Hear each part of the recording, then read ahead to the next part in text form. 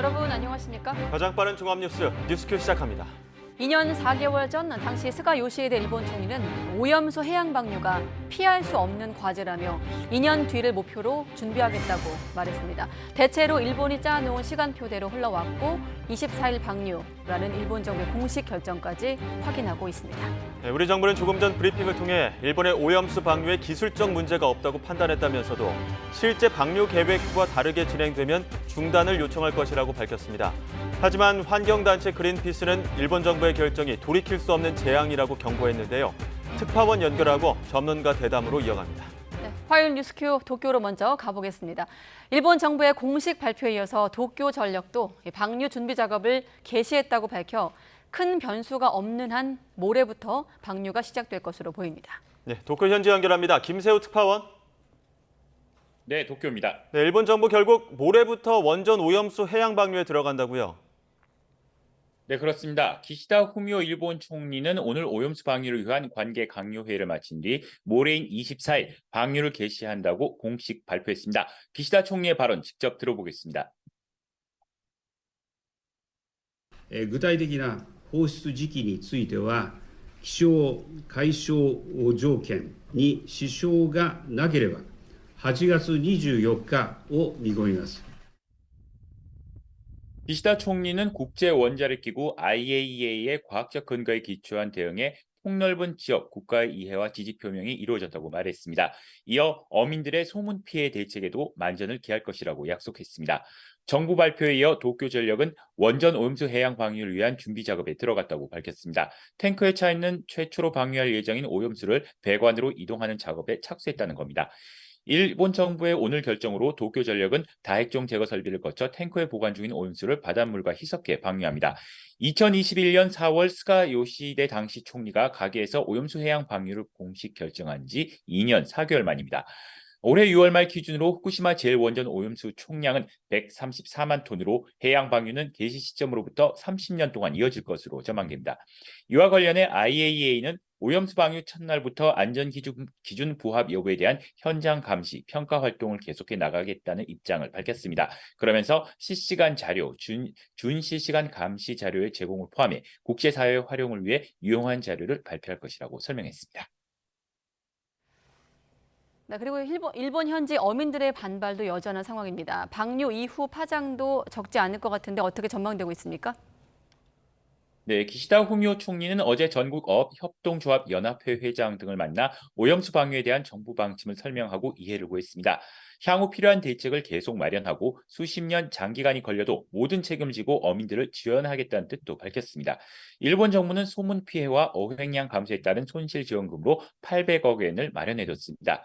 하지만 어민들은 여전히 오염수 해양 방류 강행에 반대 입장을 굽히지 않고 있습니다. 사카모토 전국업협동조합 연합회장은 IAEA의 최종 보고서를 바탕으로 한 오염수 방류의 과학적 안전성에 대한 이해는 깊어졌다면서도 방류 반대 입장은 조금도 변하지 않았다고 강조했습니다.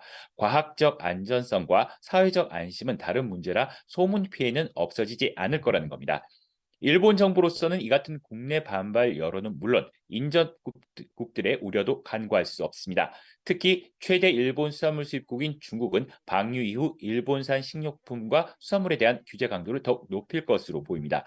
이럴 경우 자국 어민들 피해가 가시화되는 만큼 일본 정부로서는 중국을 비롯한 주변국의 반발을 최소화하기 위한 대책도 큰 과제로 남아 있습니다. 지금까지 도쿄에서 전해드렸습니다.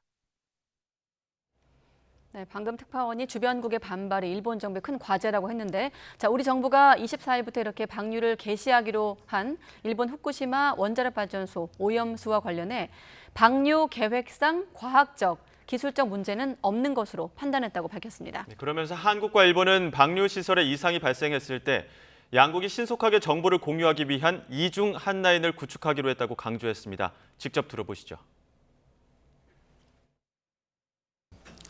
우리 정부는 그간 일본 정부와 지속적으로 소통해 왔고 강요 회의에서의 방류 개시 결정 관련 사안에 대해서 사전에 일본 측으로부터 전달받았습니다.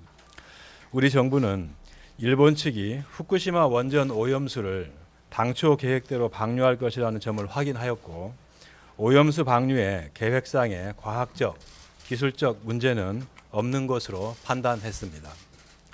다만 우리 정부가 오염수 방류를 찬성 또는 지지하는 것은 아님을 분명히 말씀드립니다. 이생 상황이 발생했을 때 양국 규제 당국 간 그리고 외교 당국 간에 신속히 정보를 공유하기 위한 이중의 핫라인을 구축하는 데 합의했습니다.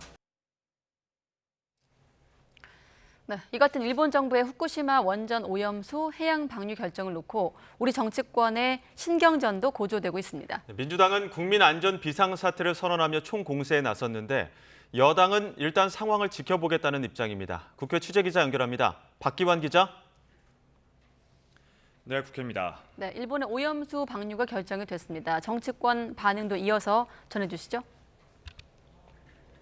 네, 일본 정부의 후쿠시마 원전 오염수 방류 결정이 정치권에도 파장을 일으키고 있습니다. 국민의힘은 과학적 검증이 우선이라는 점을 강조하면서 정부 기조에 힘을 실었습니다. 먼저 들어보시겠습니다. 오염수 방류와 관련된 그 상황이 파악이 되는 대로 정부에서 해야 할 조치들을 할 것이고요.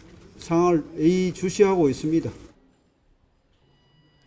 반면 더불어민주당은 과거 전범국이 핵오염수 해양투기국으로 돌아왔다고 맹비난하면서 이를 방조한 윤석열 정권의 책임을 강조했습니다.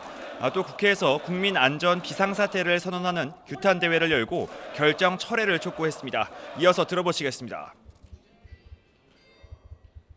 오염수를 막을 마지막 기회였던 이번 정상회담에서도 대통령은 수수방관으로 일관했습니다.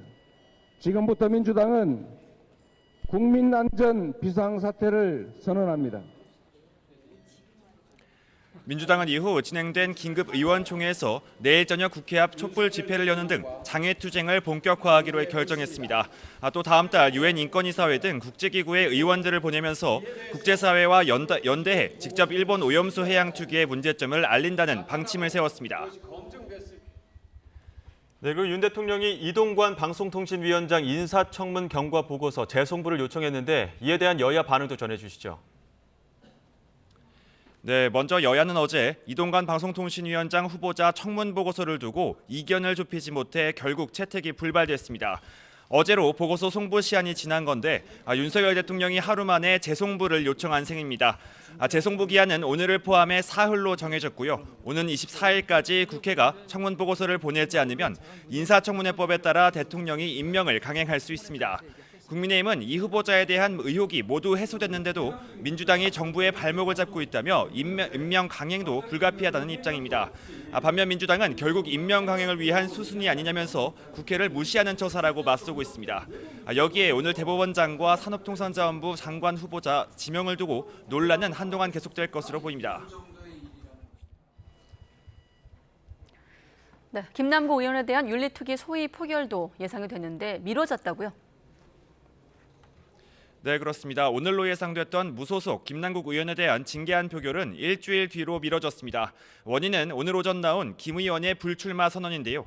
김 의원은 내년 총선에 불출마하겠다며 지역 구민에 대한 죄송한 마음을 전했습니다. 논란이 불거진 지 석 달여 만인데 윤리특위 소위위원회에 징계안 표결을 앞두고 입장문을 낸 겁니다. 윤리특위 소위도 김 의원의 소명 등 두 차례에 걸친 논의 끝에 오늘 무기명 표결을 진행할 예정이었습니다. 하지만 불출마 선언이 발표되자 민주당의 입장이 뒤바뀌었고 미룰 이유가 없다고 맞섰던 여당도 이를 수용했습니다. 양당 입장 직접 들어보시겠습니다.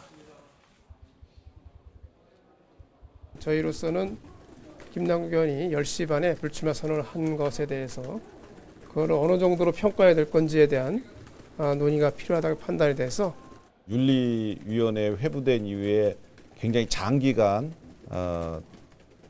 그 시간을 보내고 있어서 좀 오늘은 좀 소위에서는 결론을 내고자 했으나 민주당 입장을 수용해서 다만 민주당은 징계 수위 감면을 노린 것이냐는 질문에는 그렇지 않다고 선을 그었습니다. 윤리특위 소위는 오는 30일 김 의원 징계안에 대한 무기명 표결을 다시 진행할 예정입니다. 지금까지 국회에서 YTN 박견입니다. 환경단체 그린피스가 모레부터 후쿠시마 원전 오염수를 방류하겠다는 일본 정부의 결정은 돌이킬 수 없는 재앙을 초래할 거라며 강하게 비판했습니다. 그린피스는 오늘 성명을 내고 방사성 폐기물의 해양 방류는 지구에서 전례가 없는 일이라며 해양 생태계와 인류 안전에 심각한 위험을 초래할 수 있다고 경고했습니다. 또 일본 정부의 무책임과 한국 정부의 방조가 해양 오염이라는 합작품을 낳았다고 질타했습니다. 네, 윤석열 대통령이 지난 6월 말 통일부 장관을 비롯해 차관 인사를 한 데 이어서 오늘 추가 개각을 단행했습니다. 차기 대법원장 후보자로 이균용 서울고등법원 부장판사를, 신임 산업부 장관 후보자에는 박문규 현 국무조정실장을 지명했습니다. 오송 지하차도 참사 책임 논란으로 총리가 해임 건의를 했던 행정중심 복합도시 건설청장도 교체했습니다. 취재기자 연결합니다. 박소정 기자. 네, 용산 대통령실입니다. 네, 우선 신임 대법원장 후보자 발표부터 전해주시죠. 네, 윤석열 대통령은 차기 대법원장 후보자로 이균용 서울고등법원 부장판사를 지명했습니다. 김대기 비서실장은 이 부장판사에 대해 32년 동안 재판과 연구에 매진한 정통법관이라고 소개했고요. 노동자 권리 또 장애인 권리를 보호하고 개인 초상권을 광범위하게 인정하는 판결도 했다며 사회적 약자의 인권을 신장하는 데 앞장선 법관이라고 설명했습니다. 들어보겠습니다. 그간 재판 경험을 통해 사회의 다양한 목소리에 귀를 기울이고 원칙과 정의, 상식에 기반해서 사법부를 이끌어 나갈 대법원장으로 적임자라고 판단합니다. 이균용 대법원장 지명자는 1962년생 경남 출신으로 윤석열 대통령의 서울대 법대 한 학년 후배인데 지난해 현 정부 첫 대법관 후보로 추천되기도 했습니다. 사법부 안에서는 대표적인 정통 보수 법관이라는 평가를 받습니다. 오늘 발표에 이 지명자는 자리하지 않았는데요. 최근 모친상으로 오늘 발인을 지내는 날이라 소감 발표도 미룬 것으로 전해졌습니다. 대법원장은 국회 인사청문회를 마친 뒤 본회의 임명 동의안 표결을 거쳐 대통령이 임명하는데 야당의 동의를 받을 수 있을지가 관건입니다. 오후에는 차기 산업부 장관을 포함해서 차관들 추가 인사 발표가 나왔죠. 그렇습니다. 지난 6월 29일 통일부 장관 후보자 지명과 차관 12명을 교체하는 개각이 있었는데요. 오늘 추가 개각이 이루어졌습니다. 신임 산업부 장관 후보자에 박문규 현 국무조정실장이 지명됐습니다. 역시 62년생 서울대 영문학과 출신이고 기획재정부 관료를 오래 지냈습니다.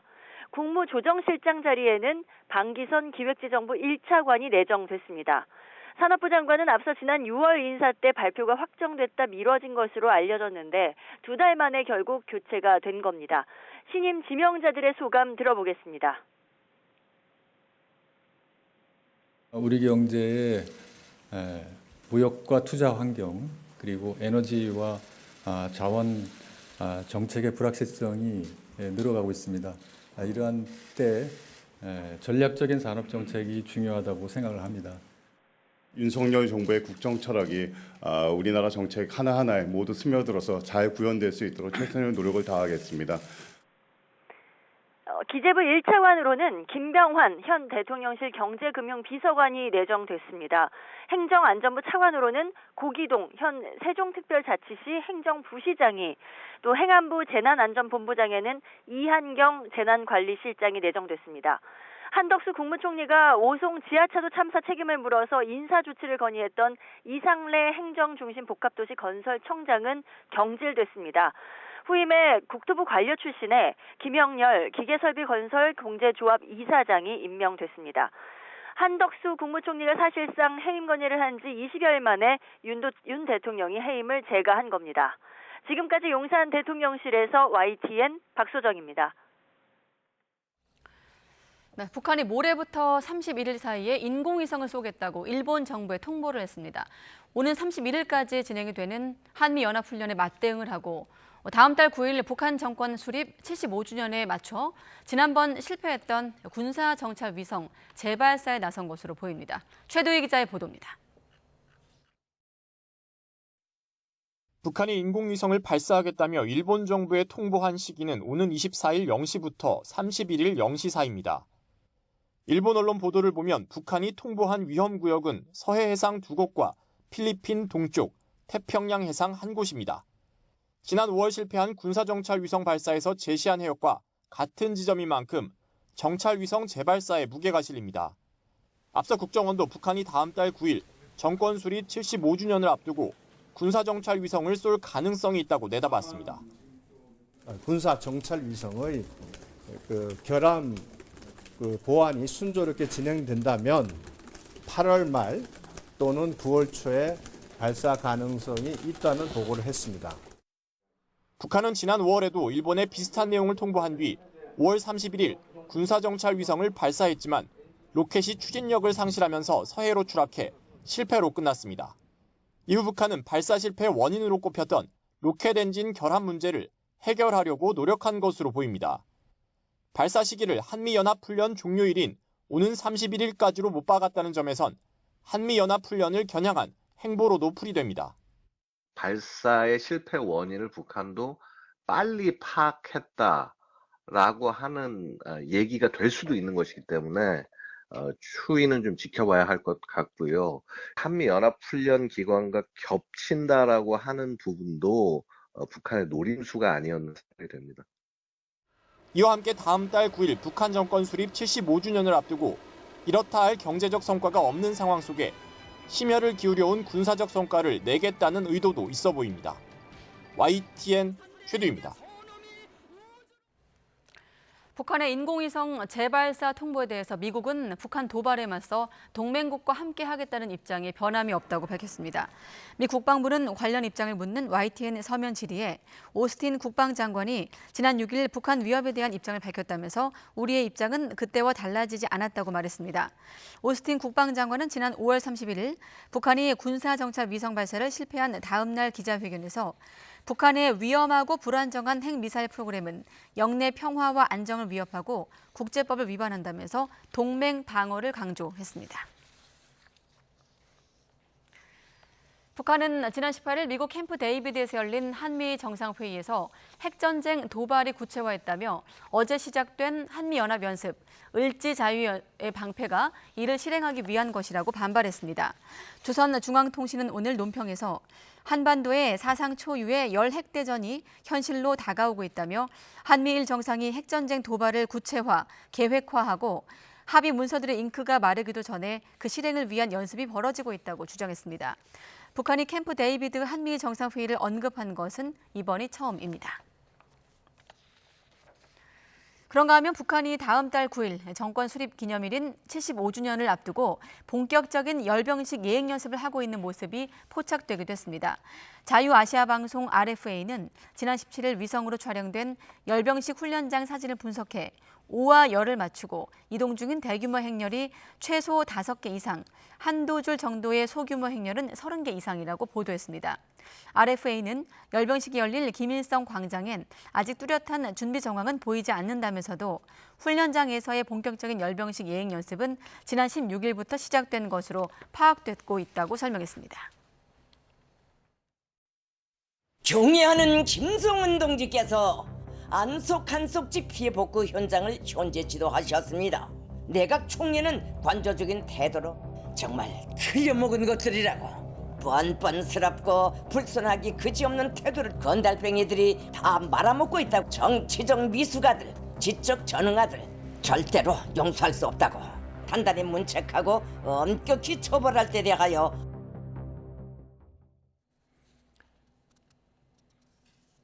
네, 방금 보신 영상, 오늘 아침 북한 조선중앙TV의 뉴스입니다. 김정은 국무위원장이 간석지 제방이 무너져 농경지가 침수되자 업무를 적절하게 처리하지 못했다며 김덕훈 내각 총리를 입에 담기 힘든 아주 거친 언어로 비판한 건데요. 김덕훈 내각 총리는 지난 2020년 비교적 젊은 59세 나이로 경제를 총괄하는 총리에 오른 인물입니다. 김정은 최측근을 상징하는 가죽 롱코트를 걸치고 경제 현장 시찰에 나서거나 주요 행사에서 김정은 위원장 다음으로 이름이 불리는 경우도 잦은 말 그대로 북한의 최고 실세인데요. 이런 인물을 콕 집어 주민들이 다 보는 매체를 통해 거칠게 비판한 겁니다. 물론 김 위원장이 기강 잡기 차원에서 간부들의 업무 태도를 질타한 적은 덜어 있습니다. 집권 초기였던 지난 2015년엔 자라 양식 공장을 찾아 관리 부실에 대해 한심한 지경이라고 지적한 적이 있고요.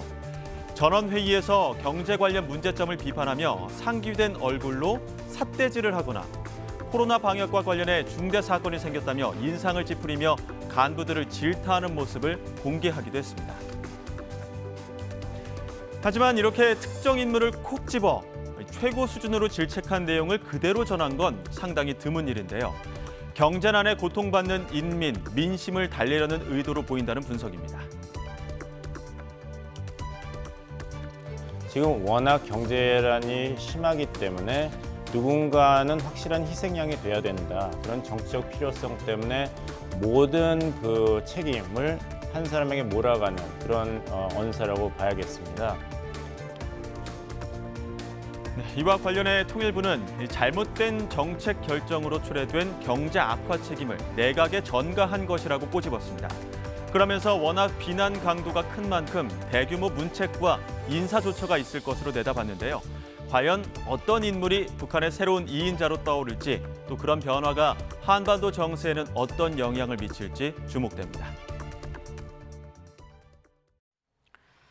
네, 베이징과 평양을 오가는 북한의 고려항공 여객기가 3년 7개월 만에 운항을 재개했습니다. 임기를 마치고도 귀임을 하지 못했던 지재룡 전 중국 주재 북한 대사를 비롯해서 외교관과 그 가족들이 먼저 돌아간 것으로 보입니다. 중국 현지 연결해 보겠습니다. 강정규 특파원. 베이징입니다. 네, 오늘 베이징 수도 공항에 직접 다녀왔다고요?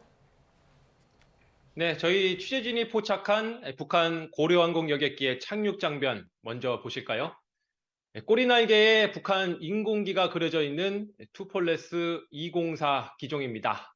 평양 순안공항에서 아침 8시 반쯤 출발해 베이징엔 예정보다 30분가량 빠른 오전 10시 20분쯤 도착했습니다. 고려항공 여객기가 베이징에 내린 건 2020년 1월 북한의 코로나19 국경 봉쇄 이후 3년 7개월 만입니다. 다만 올 때는 평양에서 별다른 승객을 태우지 않은 걸로 추정됩니다. 국내외 취재진이 입국장과 출국장을 나눠서 지켜봤는데 북한 사람들이 빠져나오는 모습은 별다르게 포착되지 않았습니다. 네, 그러니까 주로 베이징에서 체류하고 있던 사람들을 태우러 온 비행기란 얘기죠? 네, 그렇습니다. 평양행 항공편은 오후 2시 5분 출발로 공지가 됐습니다. 고려항공 출국 수속 창구가 다시 열렸는데 이 긴 대기줄이 선 모습, 대부분 마스크를 쓴 사람들이었습니다. 정확한 승객 수는 파악되지 않았지만 여객기 규모로 볼 때 150명 정도로 추정됩니다.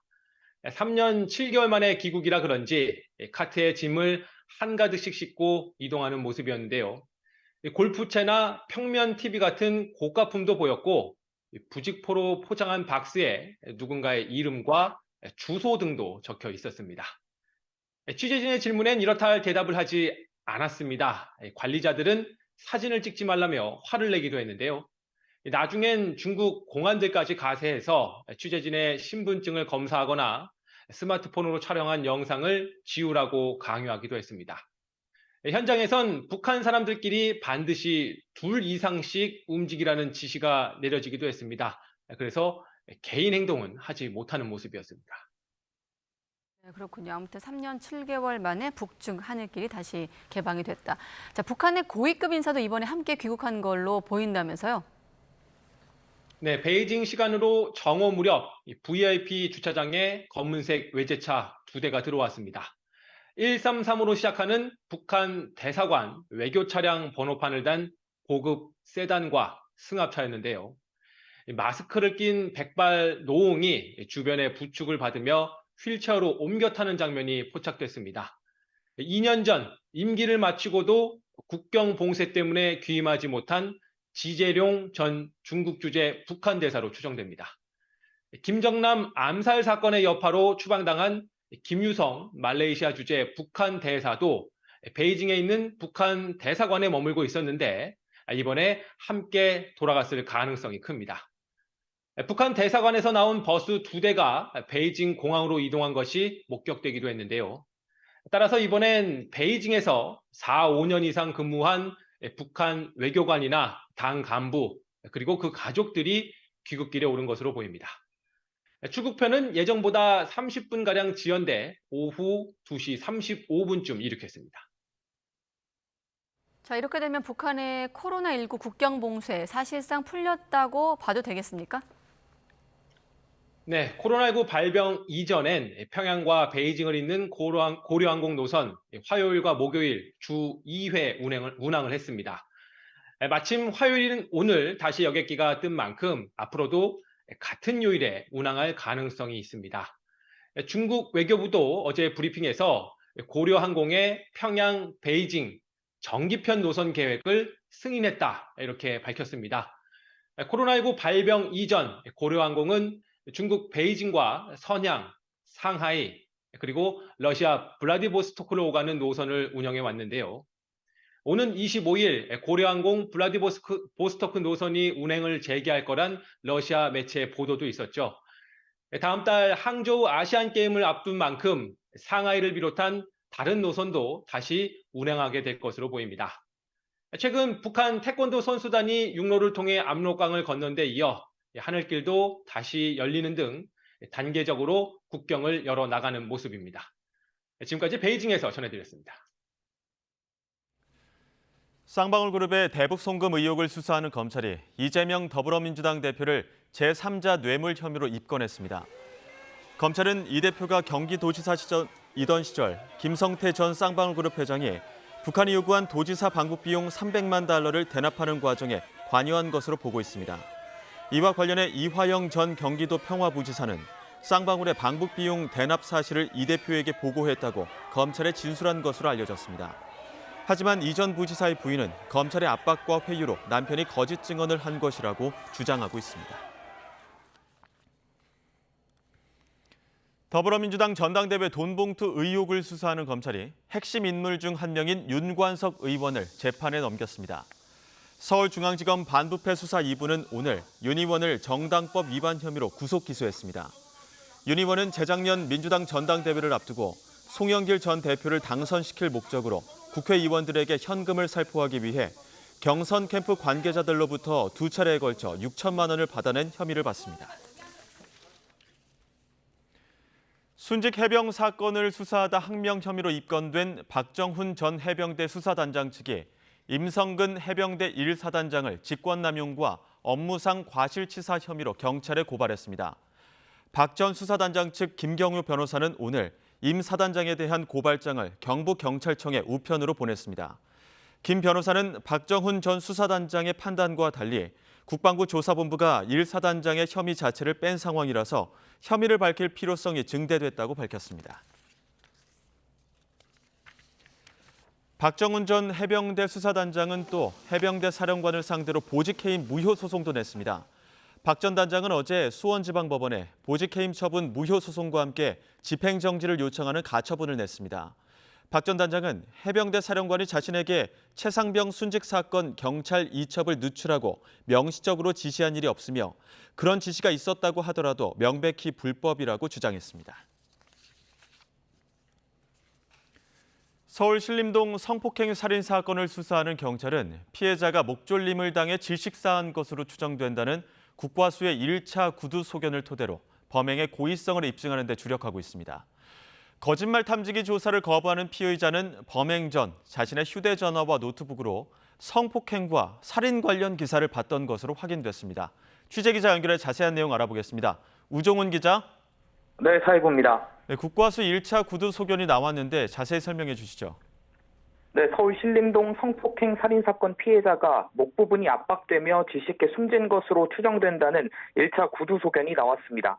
머리에서 충격으로 인한 출혈도 관찰됐지만 직접적 사인은 경부 압박에 의한 뇌 손상으로 보인다는 겁니다.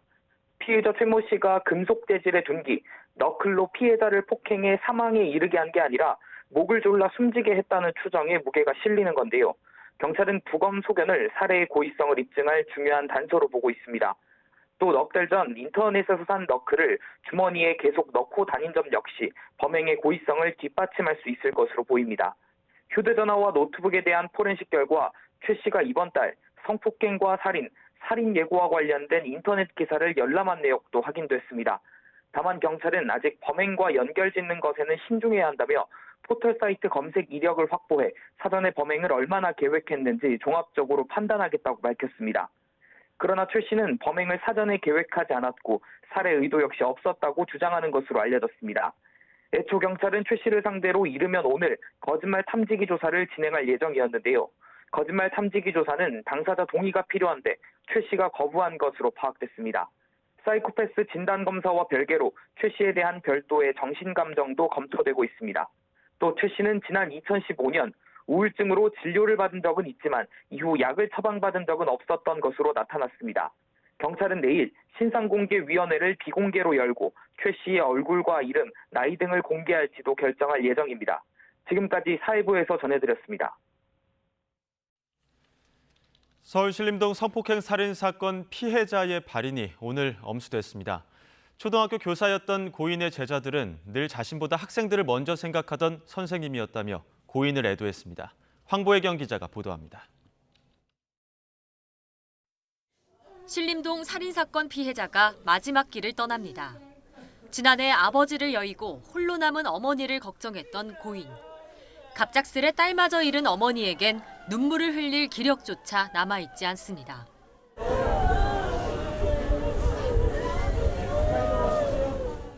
초등학교 교사였던 피해자는 방학에도 학교 일로 출근하다가 참변을 당했습니다. 어느덧 고등학생이 된 제자들은 초등학교 시절 선생님이 끔찍한 범죄에 희생되셨다는 소식에 큰 충격에 빠졌습니다. 동네에서 마주치면 활짝 웃어주시던 선생님 모습이 아직 생생하기만 합니다. 아니길 빌었거든요, 솔직히. 근데 쌤이 연락도 안 받으시고 그러셔서 항상 선생님보다 저희가 우선이셨던 분인 것 같고 길에서도 자주 마주쳤는데 그때마다 밝게 맞아주시고 그러셨던 게 살인범에게 합당한 처벌을 내려달라고 촉구하면서 선생님께서 이제는 고통 없이 편안히 쉬시기를 바랍니다. 선생님 좋은 곳 가셔서 평안히 좋게 행복하게 사셨으면 좋겠어요. 서울시 교육청은 공무원 연금관리공단이 고인의 순직을 인정하도록 적극적으로 지원할 방침입니다. YTN 황보혜경입니다. 온라인 커뮤니티에 경찰 직원 명의 계정으로 이른바 살인 예고글을 올린 남성이 붙잡혔습니다. 경찰청은 서울 강남역에서 흉기난동을 벌이겠다는 글을 게시한 30대 남성 A씨를 오늘 서울에 있는 주거지에서 협박 혐의로 긴급 체포했습니다. A씨는 실제 경찰관은 아니었던 것으로 조사된 가운데 회사원이라고 주장하고 있습니다. 경찰은 A씨가 경찰관 계정을 사용하게 된 경위 등을 추궁할 방침입니다. 이런 가운데 게임업체 NC소프트 본사에서 흉기 난동을 벌이겠다는 예고글을 쓴 30대 남성도 경찰에 붙잡혔습니다. 경북경찰청은 유튜브 방송 채팅창에 NC소프트 직원을 대상으로 흉기 난동을 예고하는 댓글을 쓴 혐의로 30대 A씨를 검거해 조사하고 있습니다. 어젯밤 10시 반쯤 경찰 지구대로 자수한 A씨는 게임 관련 불만으로 장난처럼 글을 썼다고 진술했습니다. NC소프트는 해당 댓글에 따라 어제 전 직원 4천여 명을 대상으로 긴급 재택근무를 하도록 했습니다. 경찰이 지금까지 검거한 살인 예고글 작성자가 200명을 넘었습니다. 경찰청 사이버수사국은 오늘 오전 9시까지 살인 예고글 433건을 수사해 이 가운데 192건에 연루된 201명을 붙잡았고 20명을 구속했다고 밝혔습니다.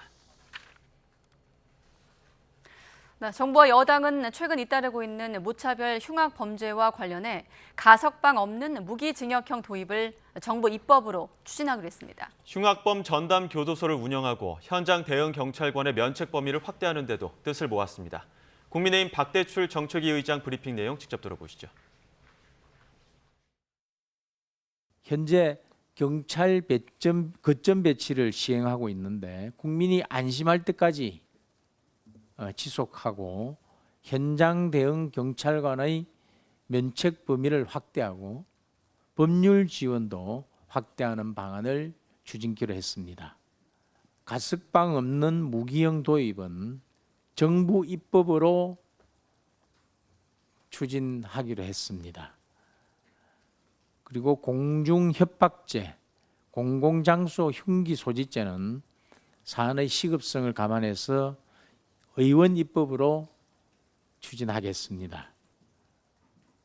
아울러 흉악범에 대한 교정 교화를 강화하기 위해서 흉악범 전담 교도소 운영을 추진하기로 했습니다. 네, 대전에 있는 한 신협에서 3,900여만 원을 훔쳐 달아난 강도가 이미 해외로 도피한 것으로 확인되고 있습니다. 차와 오토바이 여러 대를 미리 준비해 범행에 활용하고 중간중간 옷까지 갈아입는 등 추적을 피하기 위해 주도 면밀한 계획을 세운 것으로 드러났습니다. 양동훈 기자의 보도입니다. 대전 신협 강도 피의자는 40대 남성이었습니다. 대전과 충남을 넘나들며 도주 행각을 벌이다 해외로 도주한 거로 드러났습니다. 경찰은 피의자가 범행 이틀 뒤인 지난 20일에 이미 베트남으로 출국한 사실을 확인했다고 밝혔습니다. 피의자는 지난 18일 대전 관저동에 있는 한 신협에 소화기를 뿌리며 침입한 뒤 흉기로 직원들을 위협해 3,900여만 원을 빼앗아 달아났습니다. 범행 준비부터 도주까지의 과정에서 오토바이 2대와 차량 2대, 택시 등을 이용한 거로 조사됐습니다. 오토바이는 모두 훔친 거였고 차량은 지인들에게 빌린 거로 확인됐습니다. 경찰은 차량 주인을 찾아 사흘 만에 신원을 특정했는데 피의자가 이미 해외로 도주한 상태였다고 말했습니다. 도주로의 이동 수단을 미리 갖다 놓고 계속 옷을 갈아입는 등 주도 면밀한 범행에 신원 파악까지 시간이 걸렸다고 해명했습니다. 신원이 특정되지 않기 위해서 옷을 계속적으로 갈아입고 이동 수단도 여러 개를 하면서 이동을 했기 때문에 특정하는 데 좀 시간이 많이 걸렸습니다. 피의자는 다수의 전과가 있고 특히 소년 시절 강도 범행을 저질러 보호 처분을 받았던 거로 확인됐습니다. 경찰은 현재까지 단독 범행으로 보고 있지만 공범이 있을 가능성도 배제하지 않고 있습니다. 사라진 돈의 행방과 조력자 존재를 확인하기 위해 피의자 주거지 등을 살펴보고 있습니다. 또 현지 경찰과 공조해 피의자를 계속 추적할 방침입니다.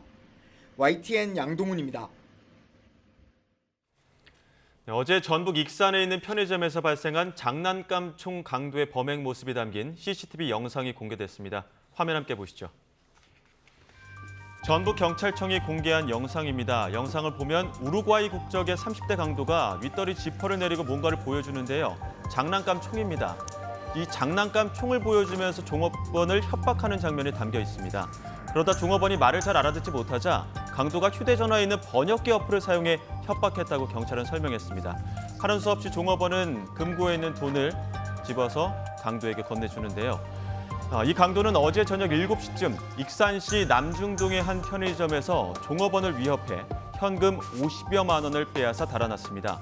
신고를 받고 출동한 경찰은 사건 발생 3시간 만에 강도를 검거했습니다. 네, 다시 모래로 확정된 일본 오염수 해양 방류 문제 집중적으로 알아보겠습니다. 12년 전 동일본 대지진, 원전 사고에서 시작한 오염수 해양 방류 관련 일지를 한번 정리해봤습니다. 일본 동쪽 도호쿠 지역에서 강한 지진이 발생한 건 지난 2011년 3월, 무려 규모 9.1에 달했던 대지진이었습니다. 사망자 숫자 18,000명에 달하는 인명피해는 물론이고 후쿠시마현에 있던 제1원자력 발전소에서 폭발 사고가 발생을 했습니다. 이후 빗물과 지하수 등이 유입이 돼서 방사성 물질 오염수가 발생을 하게 됩니다. 2년 뒤 원전 운영 주체인 도쿄전력은 오염수 정화 처리 장치 알프스-C 운전을 처음 개시합니다. 2016년엔 전문가 회의를 통해 오염수를 해양에 방류하는 것이 필요하다는 의견이 처음 나오게 되죠. 이때부터 관련 논의가 공식화됐고 5년 뒤에 일본 정부가 오염수 방류를 공식 결정하게 됩니다. 安全性を確保し、政府を挙げて風評対策を徹底することを前提に海洋放出が現実的と判断し、 피할 수 없는 과제라는 말이 이때 나왔죠. 당시 우리 정부와 지자체 즉각 우려의 목소리를 냈습니다. 문재인 대통령은 일본 정부의 방류와 관련해서 공식적으로 우려를 표명했고 지방자치단체들은 국제해양법 재판소에 제소를 추진하겠다는 입장을 잇따라 내놓기도 했는데요. 한일 관계가 얼어붙어 있었던 데다가 국제법상 한계도 있어서 상황이 반전될 만한 해법은 나오지 않았습니다. 이후 윤석열 정부 출범 이후 제3자 변제안 발표를 기점으로 한일 관계에 변화가 생겼고 오염수 문제를 둘러싼 기류도 이전과는 달라집니다.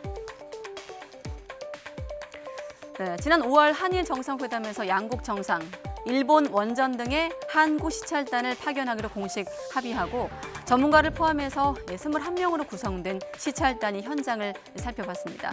시찰단 파견 국면을 전후로 해서 국내 정치권에선 오염수 공방이 본격화하기도 했죠. 이어 7월엔 국제원자력기구 IAEA에서 일본 도쿄전력에 대한 오염수 방류 계획이 국제 기준에 부합한다는 최종 보고서를 공식적으로 발표했습니다. 일본은 이 보고서를 국제 인증서처럼 대내외에 적극 활용을 했고 오염수 준비를 본격화하기 시작했습니다. 일본의 행보에 특히 가속도가 붙은 건 한미 정상회담이 마무리된 직후였습니다. 귀국 다음 날 기시다 총리가 오염수 방류 설비 현장을 처음으로 시찰을 했고 이튿날 어쩌면 가장 강경한 반대를 하고 있는 어민들을 만나는 과정까지 그야말로 속전속결이었습니다. 그리고 오늘 원전 사고 발생 12년 만에 방류 24일이란 공식 날짜까지 못 박았는데요. 우리 정부는 일단 방사성 물질이 희석된 상태로 수년 뒤에 한국 해역에 유입될 걸로 판단하고 있습니다. 이 삼중 수소 개념을 정리한 영상 먼저 보시고 전문가 대담으로 이어가겠습니다.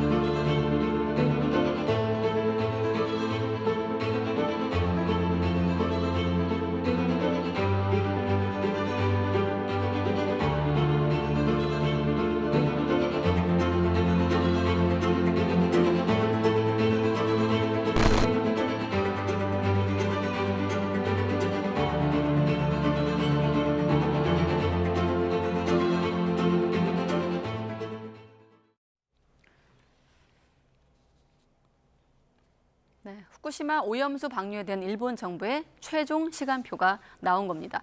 24일부터 방류를 시작하겠다는 건데 파장이 어디까지 미칠지 가늠하기 어렵고 또 한일 관계에 어떤 변수가 될지도 주목되고 있습니다. 네, 초입기 상태에 돌입한 일본의 후쿠시마 오염수 방류, 전문가와 함께 자세한 내용 살펴보겠습니다. 최은미 아산정책연구원 연구위원 나오셨습니다. 어서 오십시오. 안녕하세요. 아까 13년, 12년을 한번 쭉 정리해 보면 우리가 그 기점마다 일본이 예고해 놓은 상황이기 때문에 어느 정도 예상은 됐습니다만 최근에 한미 정상회담을 계기로 조금 더 속도가 붙고 아까 제가 속전속결 이런 표현을 쓰기도 했는데 가속도가 붙은 느낌이에요.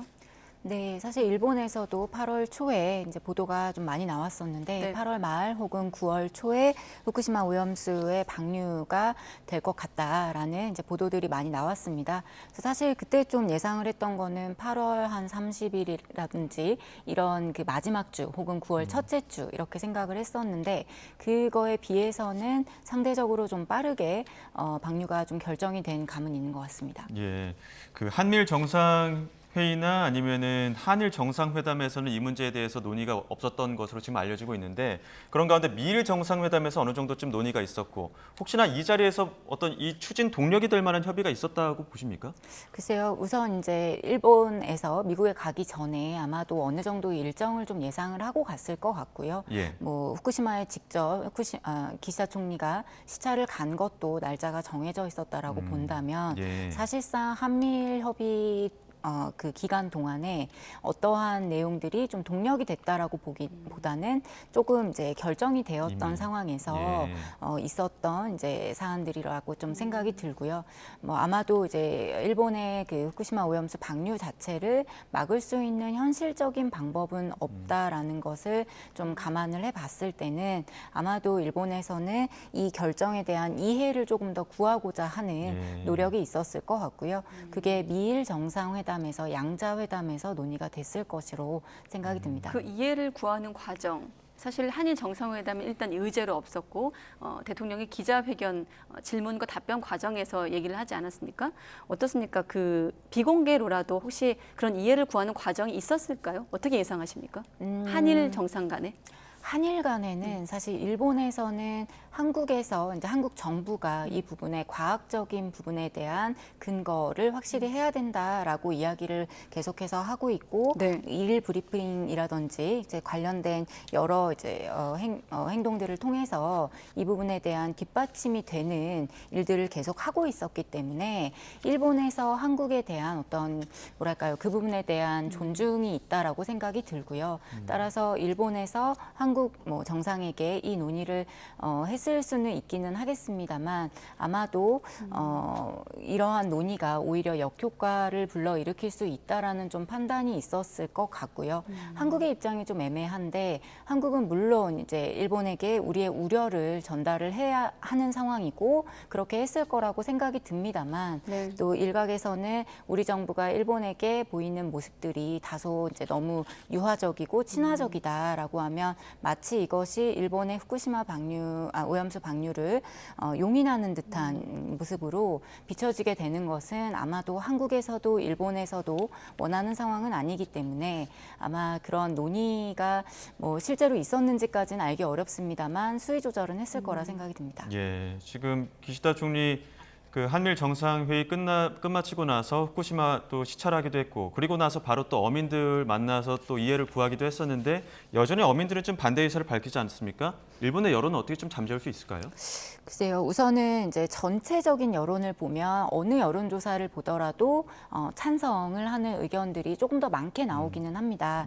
그런데 그 후쿠시마, 그러니까 가장 중요한 후쿠시마에 계시는 어민들이 어떻게 생각하시느냐인데 이분들께서는 이제 반대라는 의견은 변하지 않았다라는 얘기를 표명을 하셨고 이후에 나오는 이제 기사들이나 혹은 그분들의 발언들 이제 관련된 그 지역에 사시는 분들의 목소리를 좀 들어보면 일단 기시다 총리가 후쿠시마에 오긴 왔으나 시찰을 하긴 했으나 실제 그 지역에 사는 많은 어민들을 만난 것은 아니었기 때문에 거기에 대한 불만이 조금 있고요. 그리고 이제 또 나아가서 기시다 총리가 책임을 지겠다라고 얘기는 했지만 실질적으로 피해가 발생할 수 있는 내용이고 또 이게 단기간이 아니라 앞으로 30여 년간 지속이 된다라고 하면 책임을 진다라고 말하는 것까지는 좋은데 구체적으로 어떻게 책임을 질 것인가에 대해서는 좀 명확하게 나와 있지는 않은 상황이라서 여기에 대한 불만 그리고 좀 부정적인 시선도 많이 있는 것으로 알고 있습니다.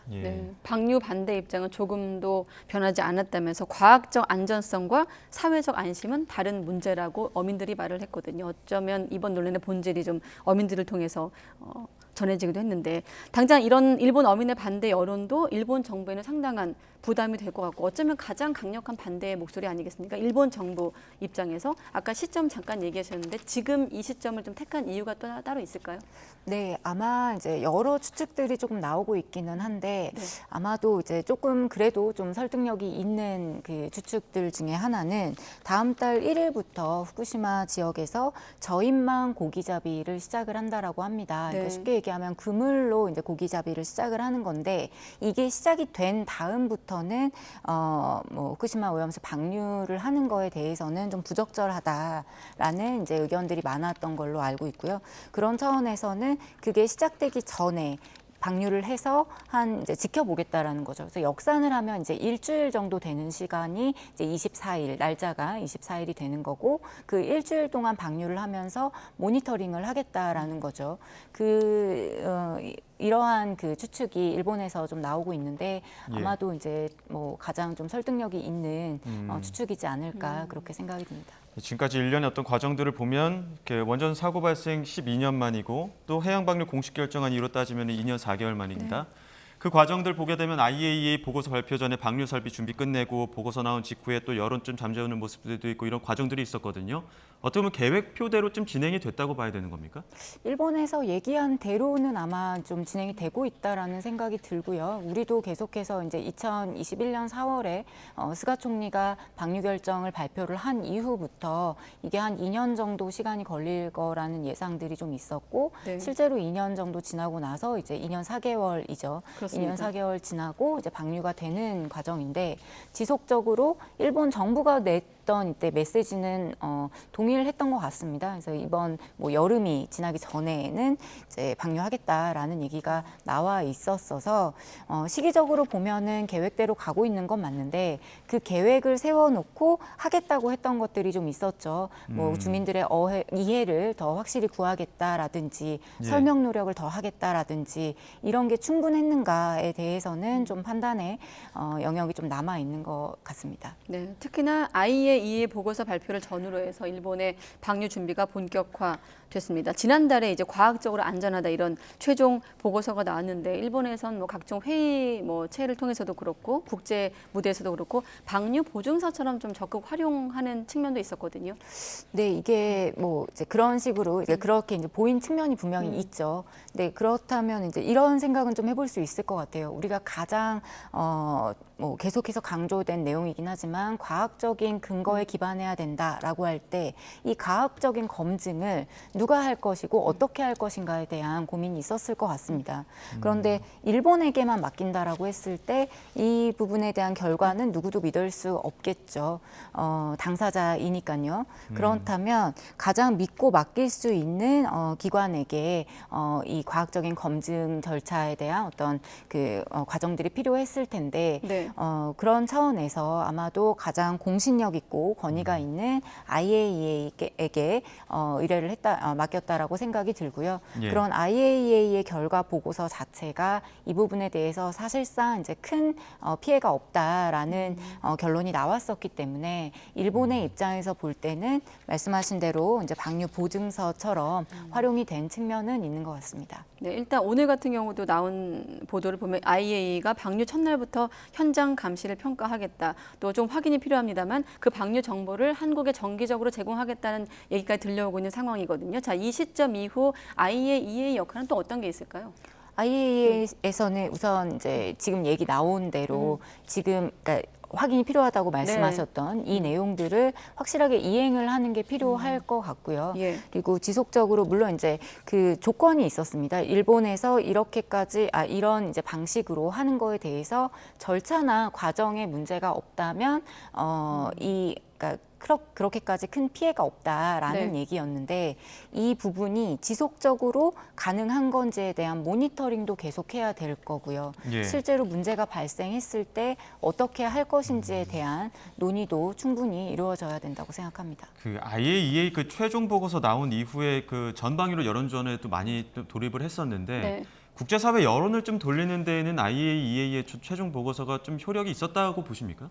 반반일 것 같습니다. 일단은 이제 우선 결과 보고서가 나왔고 IAEA는 어디에 이제 치우쳐 있는 기관은 아니기 때문에 그 부분에 대한 이야기를 충분히 해야 되는 어떤 의무도 있고 설명 노력도 필요한 거고 하다 보니까 결과 보고서를 얘기를 했는데 이 부분이 마치 일본 정부의 어떤 결정을 지지해주는 듯한 이제 모습으로 비춰진 건 사실이죠. 그렇다 보니 이제 갖가지 좀 추측들도 많이 나왔고 하지만 역시나 IAEA가 내놓은 결과 보고서라는 측면에 있어서는 과학적으로 믿어야 된다라는 이제 여론이 형성이 된 부분이 있고 근데 여기에 또 그게 충분하지 않다라는 의견들도 많이 나왔었기 때문에 주신 질문에 대해서 답변을 드리자면 긍정적으로 평가하는 부분도 분명히 있지만 조금 더 이 결과 보고서에 대해서 신뢰를 받을 수 있도록 노력을 좀 더 많이 해야 되는 측면도 있지 않았나 그런 생각이 듭니다. 일단 IAEA 같은 경우도 해양 방류는 일본 정부의 결정이고 그 정책을 지지하거나 권고하는 것은 아니라고 거리를 두는 모습은 아마 그런 여론을 좀 의식한 입장 아닐까 싶은데 다음 질문 좀 해보겠습니다. 일본의 과제와 관련된 질문인데 아무래도 한 30년 정도 이어질 것으로 방류가 이어지고 예상되고 있는 상황입니다. 안전성 담보를 위한 일본의 과제 어떻게 좀 예상할 수 있을까요? 우선은 이제 모니터링을 철저하게 해야 되고 그 정보를 투명하게 공개해야 되는 거는 너무 원론적인 얘기긴 합니다만 네. 이 부분에 대해서는 이제 제대로 지켜질 수 있을 것인가에 대한 좀 고민이 좀 들고요. 예. 지금은 방류를 하니까 지금은 굉장히 많은 관심이 집중돼 있고 일본에서도 이 부분은 굉장히 많이 신경 쓰고 할 거라고 생각이 듭니다. 그런데 이게 30년이 지속된다라고 했을 때 꾸준히 할 수 있을까? 또 우리가 꾸준히 관심을 가질 수 있을까에 대해서는 우리 모두 좀 이제 경각심을 가지고 지켜봐야 되는 부분이고요. 뭐 또 경우에 따라서는 일본에서 이 부분을 좀 지나치게 비과학적으로 얘기하는 거에 대해서는 좀 일본에서 좀 부정적으로 얘기를 하고 있기는 합니다만 개인적으로는 이건 사실 이제 사고가 일어난 거고 일본이 뭐 일으키려고 한 사고는 아니지만 일본에서 일어난 사고이기 때문에 일본이 책임을 져야 되는 거는 맞다라고 생각을 하고요. 그래서 조금 더 겸허하고 조금 더 진정성 있는 자세로 주변국들에게 지속적으로 설명하고 정보를 공개하고 누구도 의심하지 않을 그런 이제 그런 인식을 얻고 싶다면 그 노력은 일본이 해야 되는 게 맞다고 생각을 합니다. 그 일본의 어떤 주변국들을 설득하는 과정에서 국제 여론도 반반으로 좀 나누는 측면이 있다 말씀해 주셨는데 중국도 어제 그 일본 그 방류 결정에 대해서 이기적이고 무책임하다 이런 또 입장을 밝히기도 했었거든요. 앞으로 이 중국과 러시아는 계속 또 강력하게 반발할 것 같은데 이 외교적인 마찰에 대해서는 일본이 어떻게 좀 대응할 것이라고 예상하십니까? 뭐 우선 일본에서는 중국에서 이제 나오는 거친 표현들이나 이제 부정적인 시각에 대해서 지속적으로 설명 노력을 하고 있는데 우리가 좀 한 가지 같이 생각해 봐야 되는 게 그러면 중일 관계가 굉장히 대립구도로 갈 것이냐라고 할 때는 또 그렇게 보이지는 않거든요. 대표적인 예가 중국에서 일본으로 가는 관광객들이 이제 많아지고 있고 이런 걸 보면 또 민간 교류는 허용한다는 얘기고 그렇게까지 갔다라는 거는 이 후쿠시마 오염수 문제가 있는데도 불구하고 갔다라는 얘기는 외교적으로는 논의를 하고 있다라는 얘기니까요. 그리고 뭐 추가해서 한중일 정상회의도 이제 계속 얘기가 나오고 있는데 어떻게 될지는 모르겠습니다만은 뭐 예측은 연말 뭐 하는 걸로 많이들 이제 이야기를 하고 있는 것 같습니다. 그렇다면 결국에는 이 외교적인 끈은 놓지 않겠다라는 거거든요. 일본도 마찬가지고 중국도 마찬가지고 그런 차원에서 좀 포괄적으로 볼 필요가 있을 것 같고요. 이 문제에 대해서 중국에서는 계속 우려를 표명을 하고 또 강경하게 나올 수 있을 거라고 생각을 합니다. 그렇다고 해서 일본이 중국과의 어떤 그러니까 외교적인 어떤 마찰을 지속시켜 나갈 것이냐 그렇게 보여지기는 좀 어려울 것 같습니다. 자, 환경단체, 국제환경단체 그린피스 같은 경우는 이번 오염수 방류가 재앙이 될 거라면서 특히나 한국 정부가 방조한 측면도 있다라고 이제 환경단체 그린피스가 주장한 내용이 있는데 국내에서도 비판의 목소리가 나오고 있습니다. 국내에서 나오고 있는 시민단체 목소리 듣고 또 다시 질문 이어가겠습니다. 국민 80%가 핵오염수 방류를 방대하고 수산물 소비를 줄일 것이라고 하여 회복될 수 없는 환경오염과 어민을 비롯한 생산자들의 생존이 위협받고 있는데도 불구하고 국민의 생존에 누가 나섰는지 누가 방관했는지 누가 투진했는지 분명히 기억하고 반드시 책임을 물을 것입니다. 기시다는 핵폐수 투기를 과학적이라 하기 전에 저장된 오염수 전체의 핵종 분포와 농도 분포를 먼저 객관적으로 검증해서 공개해야 됩니다. 도대체 아무도 모르는 핵종이 얼마 있고 농도가 얼마인지도 모르는데 규정에 맞게 버린다는 것부터다 무슨 과학입니까? 네, 특히 아까 그 시민단체 목소리 중에 수산물과 관련된 언급이 있었는데 중국 같은 경우도 일본산 수입 규제를 강화하고 있지 않습니까? 우리는 어떻습니까? 앞으로 우리 정부를 향한 압박이 커질 수 있다 이런 우려도 있는데요. 네, 일본은 아마도 수산물 수입 규제 해제를 아무래도 원할 테니까요. 그러한 이야기들이 나올 가능성을 배제할 수는 없는데 그게 가지고 올 파장에 대해서는 일본도 알고 있다라고 생각을 할 거고요. 한국에서 이 문제에 대해서 우려를 하고 있고 굉장히 이제 부정적인 시각이 많이 있는데 여기에다 대고 그 수산물 수입 금지 해제까지 요구를 하는 거는 좀 글쎄요, 한국에 대한 배려가 너무 없는 거라고 좀 생각이 들고요. 네. 물론 그런 생각을 가질 수는 있겠습니다만 한국 사람들의 이해를 먼저 얻는 게 순서라고 생각이 들고요. 그 부분에 대해서는 우리 정부에서도 잘 대응할 거라고 생각합니다. 예. 또 지난달 리투아니아 그 나토 정상회의 겸해서 열린 한일 정상회담, 윤 대통령이 기시다 총리에게 그 오염수 방류 관련해서 여러 가지 요구 사항이 있지 않았습니까? 오늘 정부 브리핑도 있었는데 우리의 요구 사항이 어느 정도 좀 반영이 됐다고 봐야 되는 겁니까? 글쎄요. 일단 뭐 세 가지였죠. 구체적으로는 이제 한국 전문가의 참여를 요구를 했었고, 실시간 모니터링도 얘기를 했었고, 공유를 해달라라는 거를 이야기를 했고, 그리고 세 번째가 문제가 발생했을 때 즉각적으로 방류를 중단하고 해당 사실을 공유해달라라는 건데, 이 앞 두 가지, 뒤에 말씀드린 두 가지는 사실 아직 알 수가 없는 내용이죠. 실시간 모니터링, 뭐 정보 공유는 아직 안 했으니까요. 마찬가지로 문제가 발생했을 때도 문제가 발생한 게 지금 아니기 때문에 알 수 없는 내용인데, 문제는 첫 번째인 거죠. 한국 전문가의 참여를 이야기를 했는데 사실 그 부분은 명확하게 나오진 않았던 것 같아요. 그에 준하는 이제 것을 이제 받았다라는 이제 정부 브리핑이었던 것 같은데, 글쎄요, 이 부분이 한국인들에게, 한국 국민들에게 조금 더 많이 이해를 얻기 위해서는 한국 정부의 요구 사항을 일본에서는 조금 더 신중하게 받아들이고, IAEA 또한 한국과 일본이 매우 밀접하게 지리적으로 있는 만큼 한국에서는 우려가 클 수밖에 없거든요. 그 부분에 대한 고려가 충분히 있어야 되고, 앞으로 이러한 우리의 요구사항이 조금 더 관철되기를 바랍니다. 네. 자, 변화된 한일 관계 속에서 오염수 방류는 이제 공식화됐습니다. 과학적인 어떤 사실과는 별개로 국민 정서상 대일 감정이 악화할 우려도 있는 것 아니겠습니까? 앞으로 정부는 한일 관계를 좀 큰 그림의 질문인데 어떻게 관리해야 될까요? 이 시점에서.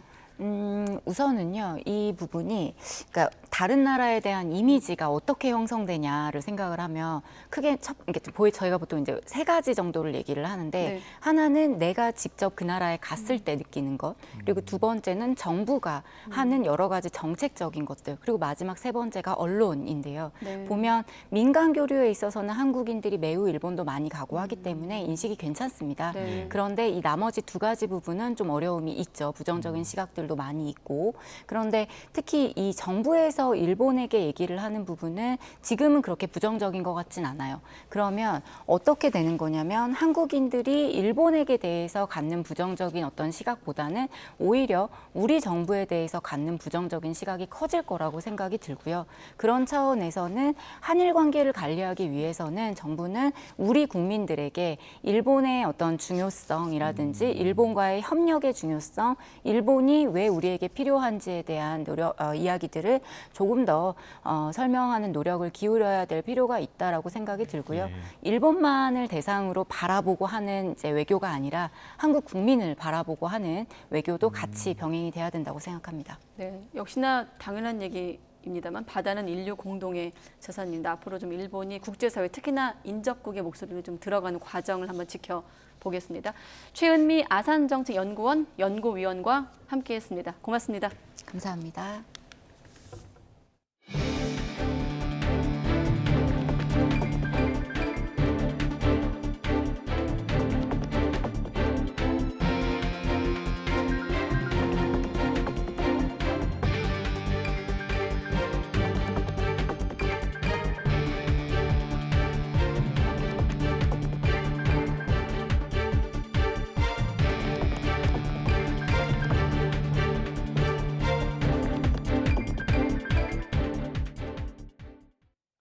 네, 이 시각 주요 뉴스 마지막에 있던 오늘부터 2차 장마가 시작이 되면서 중서부 지역을 중심으로 국지성 호우가 쏟아집니다. 서울 동남권과 동북권을 포함한 서쪽 지역에는 호우주의보도 내려졌습니다.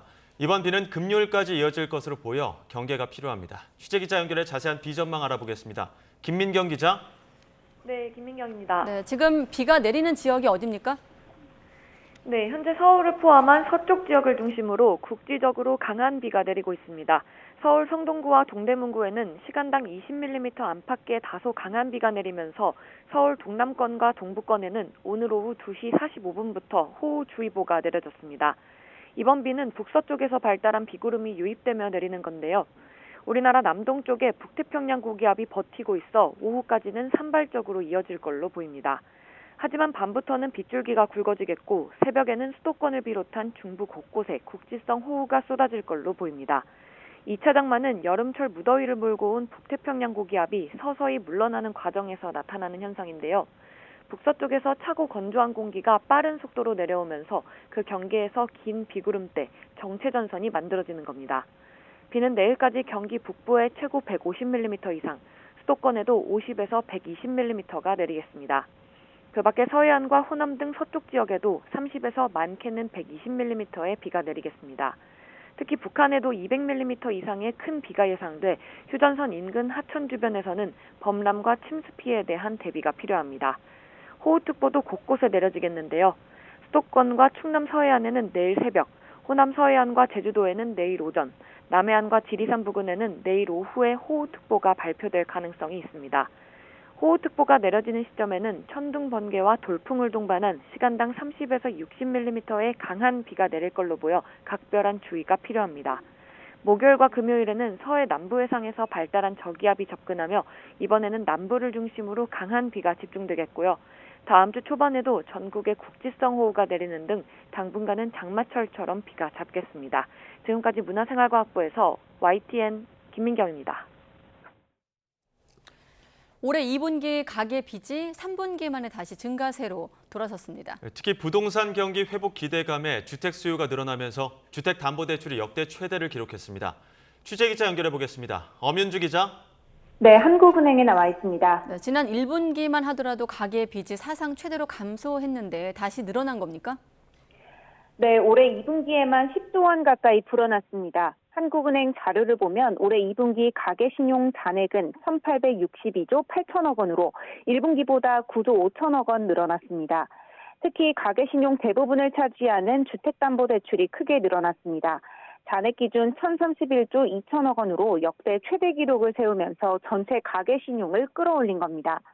증가폭도 1분기에 3배를 웃돌았습니다.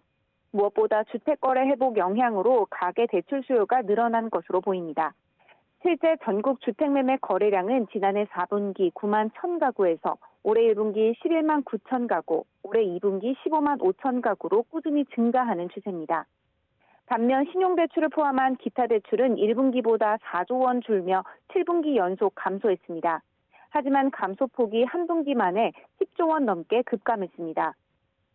5월 가정의 달과 같은 계절적 요인과 함께 주식 투자 자금으로 활용되는 증권사 신용 공여가 늘어나면서 감소세가 둔화한 겁니다. 여기에 카드를 쓰고 아직 대금을 납부하지 않은 경우도 사실상 빚으로 잡히는데요.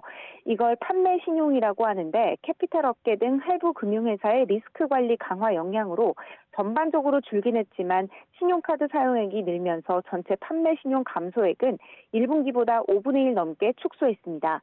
이처럼 높은 금리에도 가계빚 감소세가 불과 2분기 만에 끝나면서 한국은행도 추이 변화를 예의주시하고 있습니다. 일단 한국은행은 2분기 가계신용 증가 규모가 과거 2020년에서 2021년 분기별 30조 원 이상 증가했던 시기와 비교하면 높은 편은 아니지만 작지 않은 규모라고 평가했습니다. 다만 다시 가계대출이 증가로 전환한 만큼 한국은행과 정부, 관계당국이 GDP 대비 가계부채 비율이 더 높아지지 않도록 단계적으로 관리해야 한다는데 공감대가 형성됐다고 설명했습니다. 그러면서도 향후 가계대출 흐름에 대해서는 주택 경기 회복 양상과 금융 여건 변화 등이 영향을 미칠 것으로 보인다며 지금 시점으로는 예단하기 힘들다고 밝혔습니다. 이어 최근 급증하는 가계대출의 주범으로 지목된 시중은행의 50년 주택담보대출과 관련해서는 오는 3분기 가계대출 동향의 일시적 증가 요인으로 작용할 것으로 내다봤습니다. 지금까지 한국은행에서 전해드렸습니다. 이창용 한국은행 총재가 소비자 물가 상승률이 내년 하반기 2% 중반 이하로 떨어질 것으로 내다봤습니다. 이 총재는 오늘 국회 기획재정위원회 현안 질의에 참석해 향후 물가 상승률 전망에 대해 이같이 말했습니다. 이어 지난달 기준 소비자 물가 상승률이 2.3%, 근원 물가 상승률이 3.3%였다며 8월에서 9월 다시 3%대가 될 가능성이 있고 이후 천천히 떨어져 내년 하반기쯤 2% 중반 이하로 떨어질 것으로 예상했습니다. 그러면서 물가가 많이 올라 어려움이 있는 것은 사실이고 이번에 오른 물가는 해외 요인이 많았다고 분석했습니다. 경제 상황에 대한 소비자들의 심리를 종합적으로 나타내는 소비자 심리지수가 6개월 만에 소폭 하락한 것으로 나타났습니다. 한국은행이 오늘 발표한 2023년 8월 소비자 동향 조사 결과를 보면 이번 달 소비자 심리지수는 103.1로 지난달 대비 0.1포인트 하락했습니다. 이와 관련해 한국은행은 소비자 심리지수의 상승세가 6개월 만에 주춤한 데다가 하락한 건 최근 물가 상승세 둔화에도 여전히 높은 체감 물가와 수출 개선 기대 약화 등의 영향으로 보인다고 분석했습니다. 최근 건설 현장, 특히 고소차에 탄 노동자의 추락 사고가 끊이질 않고 있습니다. 대부분 중소형 규모의 현장에서 고소 작업차를 사용하다 보니 이런 경우 중대재해처벌법 적용도 받지 않는 경우가 상당수입니다. 무엇이 문제인지 권준수 기자가 취재했습니다. 지난 16일 서울 구로구의 한 고등학교 증축 공사 현장에서 고소차에 올라갔던 노동자 2명이 추락해 모두 숨졌습니다. 지난 3월엔 부산에서 비탈길에 정차된 고소작업차가 뒤집히면서 한 명이 숨지기도 했습니다. 올해 3월까지 발생한 건설 현장 사망사고는 벌써 200건이 넘었는데 이 중 42%는 추락사였습니다. 문제는 이런 추락사고의 상당수가 안전수칙만 지켰다면 사전에 막을 수 있다는 겁니다. 고소작업대에 올라탈 때는 안전고리를 반드시 걸어야 하고 노동자가 올라탔을 땐 차량이 움직이지 않도록 지지해놔야 합니다. 그러나 이번 구로구 사망사고의 경우 추락을 막기 위한 안전고리 등이 없었고 한쪽 면엔 안전 난간도 제대로 설치하지 않았습니다. 부산의 고소작업차 사고 역시 비탈길에 지지대를 세우지 않고 차를 세웠다가 사고로 이어졌습니다. 현장 노동자들 역시 이런 안전장치 착용의 필요성은 인지하고 있습니다. 하지만 고소작업차에 타고 내리는 시간을 줄여야 마감 기한을 맞출 수 있다 보니 늘 시간에 쫓긴다고 호소합니다. 돈을 벌기 위해서 이제 어느 정도의 시간이라는 게 필요한데 그 압박감이 많이 있죠. 많이 불편한데 그거를 지켜주면 안전은 많이 보장이 되죠. 안전사고에 대한 처벌 규정에도 빈틈이 많습니다. 사업주 등에게 책임을 물을 수 있는 중대재해처벌법이 시행되고 있긴 하지만 현행법상 50억 이상 규모의 공사 현장에서만 적용됩니다. 고소작업대는 중소형 공사 현장에서 많이 사용되지만 정작 중대재해법을 적용할 수 있는 대상이 아닙니다. 상시 근로자 50인 이상 중대재해법 적용 조건 역시 하청과 재하청으로 얽혀있는 건설업계에 쉽게 적용되긴 어렵습니다. 지금은 그 중대재해처벌법 도입돼도 뭐 이리저리 또 빠져나가고 안전 불감증이 있는 노동자가 있다면 그럼 사측한테 그 책임이 오게 되면 더 엄격하게 해야 되는 거죠. 공사 현장에 여전히 만연한 빨리빨리 문화와 사업주가 빠져나갈 구멍이 많은 법망부터 개선될 수 있도록 제도적 보완책이 우선이란 지적이 나옵니다. YTN 권준수입니다. 한국주택토지공사 등 공공기관이 공공발주 사업에 참여한 업체들의 불량 상수관 납품 사실을 알고도 조처하지 않고 재계약까지 맺었다는 시민단체의 주장이 나왔습니다. 참여연대는 오늘 기자회견을 열고 LH와 전국지자체, 한국수자원공사 등에 대해 감사원에 공익감사를 청구한다고 밝혔습니다. 참여연대는 LH 등이 2020년 공정거래위원회 조사 발표를 통해 허위 불량 상수도관이 공급된 것을 알았지만 별도 조사를 하지도 않고 사후 대책도 마련하지 않았다고 지적했습니다. 한국전력의 빚이 사상 처음으로 200조 원을 넘어선 것으로 집계됐습니다. 한전은 반기 보고서를 통해 지난 6월 말 기준 총 부채가 201조 4천억 원이라고 밝혔습니다.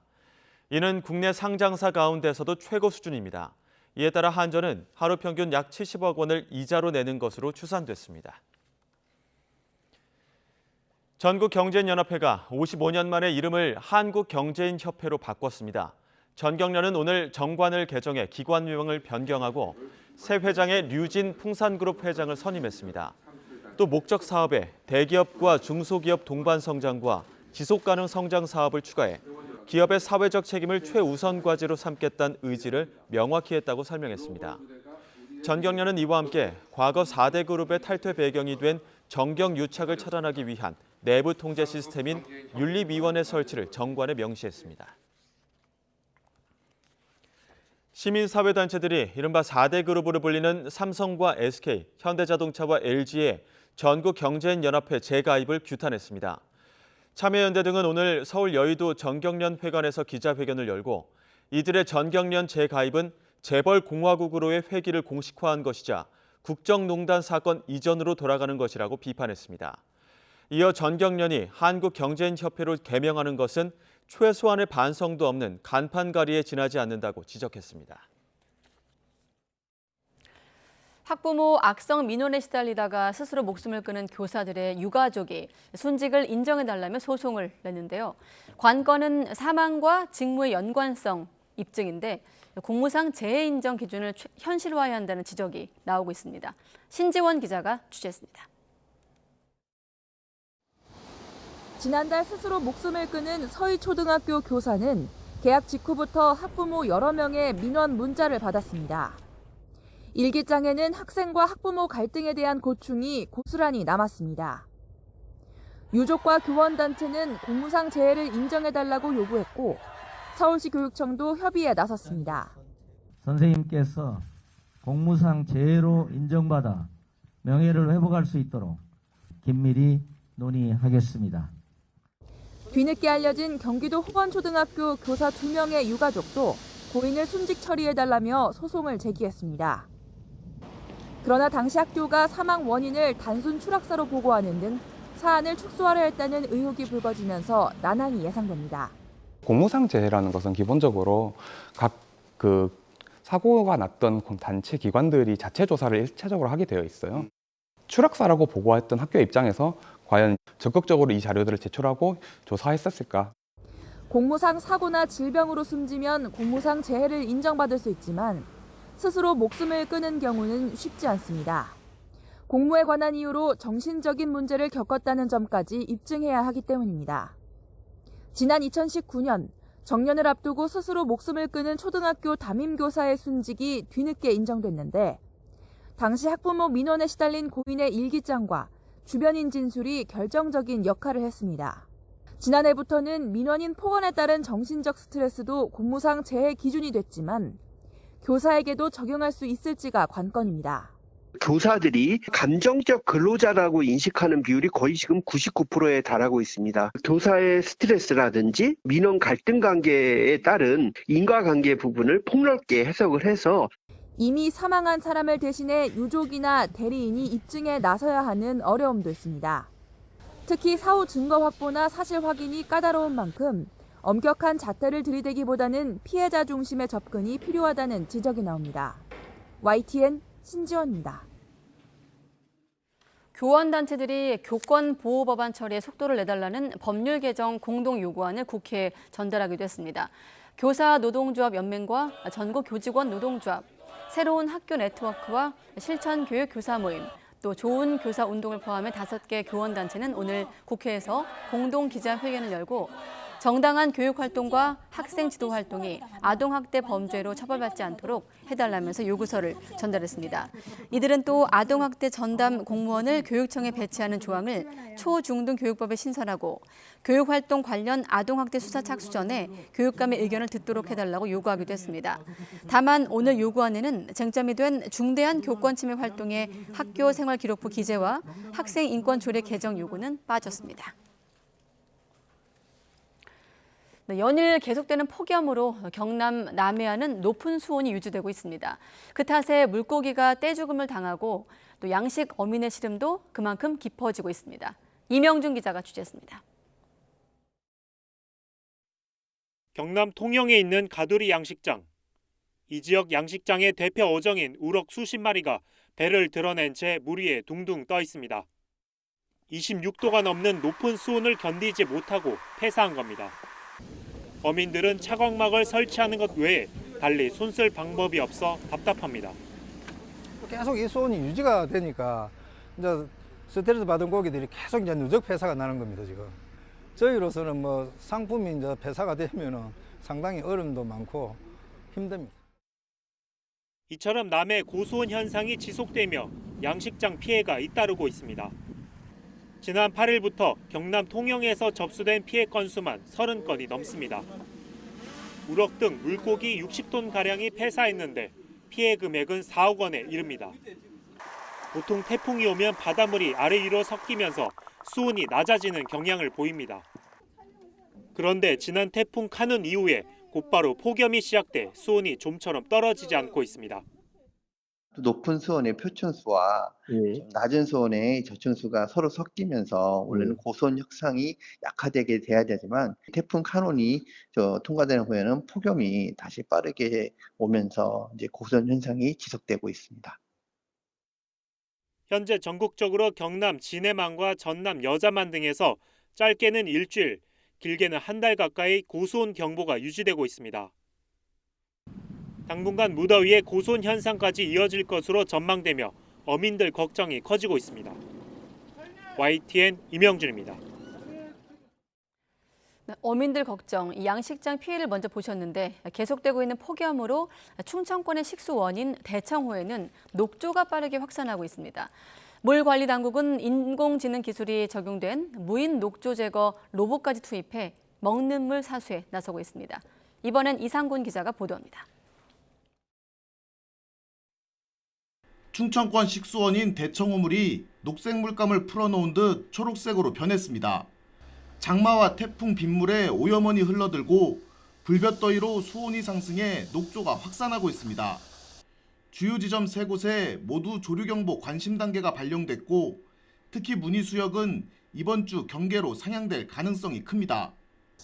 로봇 청소기처럼 생긴 거대한 로봇이 무리를 자유자재로 돌아다닙니다. 매년 녹조가 집중적으로 발생하는 대청호 상류 지역에 투입된 무인 녹조 제거 로봇입니다. 수질을 측정해 자료를 모으고 하루 최대 230톤의 물을 흡수해 녹조를 제거할 수 있습니다. 태양광으로 움직여 친환경적이고 인공지능 기술을 적용한 원격 제어 방식으로 신속한 대응이 가능하다는 설명입니다. 녹조가 많이 발생한 곳에 가서 즉각 명령을 내려서 저희가 원격으로 가동시키고 녹조를 제거할 수 있는 그런 장점을 가지고 있습니다. 대청호 녹조 관리를 위해 녹조종합 상황실도 마련됐습니다. 무인 로봇이 보낸 수질 정보와 취수탑 인근 녹조 상태를 한 곳에서 지켜볼 수 있습니다. 물관리당국은 녹조 확산을 막기 위해 가축 분뇨와 비료 같은 수질 오염원 차단에도 신경 쓰고 있다고 밝혔습니다. 오염원 합동 점검과 수질 예측 등 사전 대응부터 녹조 제거와 취 정수장 공정 관리 강화 등 발생 후 대책까지 가능한 모든 자원을 동원하여 물에 대한 안전을 지켜가겠습니다. 장마 뒤 불볕더위가 이어져 먹는 물 관리에 비상이 걸린 가운데 녹조 확산을 막기 위한 총력전이 펼쳐지고 있습니다. YTN 이상곤입니다. 정부가 미래 기후변화에 따른 중장기 위험 예측 없이 물과 식량 분야 정책과 사업을 추진했다는 감사 결과가 나왔습니다. 감사원은 물과 식량 분야에 대한 기후위기 적응과 대응 실태 감사 보고서를 공개하고 이같이 밝혔습니다. 보고서의 내용을 보면 환경부는 지난해부터 시행한 1차 국가 물관리 기본 계획을 세울 때 1966년에서 2018년에 과거 기상 패턴이 재현된다는 가정 아래 물 수급을 예측한 것으로 나타났습니다. 감사원은 같은 분석 모델로 미래 기후변화 시나리오를 반영해 물 수급을 시뮬레이션한 결과 정부 전망보다 2.2배에서 2.4배 물 부족이 심화할 것으로 분석됐다고 밝혔습니다. 최근 우리나라 테니스는 폭발적으로 동호인이 늘면서 중흥기를 맞고 있는데요. 정작 테니스 발전을 지원하고 이끌어야 할 대한테니스협회는 협회장의 전횡에 몸살을 앓고 있습니다. 협회장의 배임 의혹이 여러 건 확인됐습니다. 이경재 기자가 단독 보도합니다. 정의균 대한테니스협회장이 취임한 건 지난 2021년 3월. 같은 달 정 회장과 협회 임원들이 이사를 맡은 한국 주니어 테니스 육성 후원회라는 사단법인이 생깁니다. 그런데 이후 협회 이름으로 맺은 각종 계약의 후원금과 국제대회의 광고 수익 일부가 협회가 아닌 이 후원회 통장에 입금됐습니다. 확인된 것만 1억 6천만 원. 이 후원회의 계좌는 회장 개인 것처럼 쓰였다는 게 여러 협회 직원들의 증언입니다.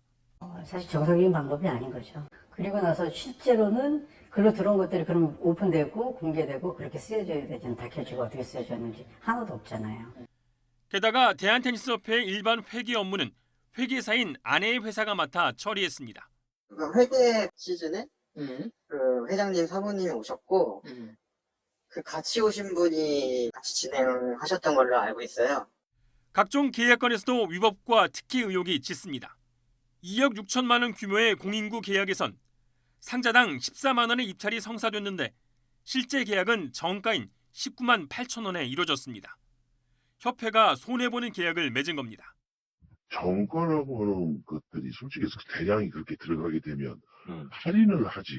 제가 여태까지 협회라고 납품하고 25년, 30년을 했어도 그런 적 한 번도 없는 것 같은데요. 대한테니스협회는 지난해 한 지자체 대회에서도 견적보다 1,000만 원 이상 더 주고 용품 계약을 맺었습니다. 정 회장 취임 이후 특정 대행사가 거의 모든 용품 계약에 끼어들었는데 이때도 갑자기 계약 금액이 올라갔습니다. 정희균 회장은 지난 6월엔 한 국제대회에서 대학생인 자신의 아들에게 대회 운영을 총괄하는 토너먼트 디렉터를 맡기기도 했습니다. 독단적이고 비상식적인 협회 운영에 직원들은 말려도 보고 대한체육회에 비공식 감사도 요청했지만 바뀌는 건 없었고 결국 2년여 만에 10명 가까운 직원이 협회를 떠났습니다. 지금 모든 의사결정은 협회장 혼자 다 해요. 중요한 것들은. 왜냐면 다 공정하게 경쟁을 받고 이게 매뉴얼이라고요. 거기에 익숙해져 있는 것들도 다 직원들이고요. 그렇게 안 하면은 배임이나 아니면은 업무상 이렇게 준비 실수 이런 것들이 되거든요. 그래서 직원들 단독으로는 절대로 못 해요. 왜냐면 문칙 사유가 되니까. 근데 그게 지금 다 바뀌었단 말이죠. 그래서 너네는 내가 시킨 대로 하지, 내가 책임질 테니까 내가 시킨 거 다 해라, 이런 항상 말씀을 하셨어요. 정희균 회장은 개인적으로 돈을 모아 주니어 육성에 쓰려고 후원회를 만들었다면서 후원회가 오히려 협회를 돕는 역할을 했고 협회에서 자신은 법인카드 한 장도 사용하지 않았다고 해명했습니다. YTN 이경재입니다. 지난 6월 코스트코에서 카트 정리 작업을 하다 숨진 고 김동호 씨의 유족이 근로복지공단에 산업재해를 신청했습니다. 민주노총 서비스연맹과 유족 측은 오늘 오전 근로복지공단 성남지사 앞에서 기자회견을 열고 김 씨가 숨진 건 폭염 속에서도 휴식 없이 고강도로 노동했기 때문이라고 주장했습니다. 또 코스트코는 여전히 김 씨가 병사했다는 입장이라며 산업재해임을 인정하고 사과할 것을 촉구했습니다.